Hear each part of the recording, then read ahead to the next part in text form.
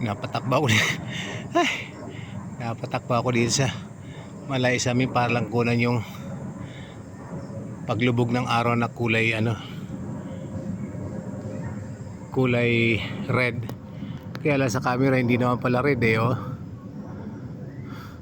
Yung paligid ang nagiging red niya, pero yung araw niya white. Ayun lang. Ang dating dito pag titingnan, red na red siya. Kaya napatakbo ako. Well, yun lang talaga. Mga lapses pa ng camera. So, palubog na nga siya at anyway, kunan ko na lang. Nandito na rin lang naman ako. Focus natin. Parang naghahati pa. I see. Palubog na pala talaga siya kasi.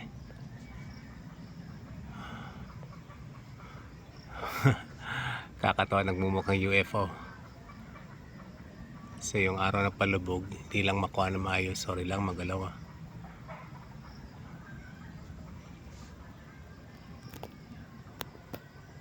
Kaya pag malaki na masyadong makita, halata masyadong galaw. So ganito siya kaliit. Gano'n lang naman siya dapat. At palubog na. So anyway, ang bilis ng kanya paglubog. Buti pala nakuha na ko ng video. Ayan. And then just like that.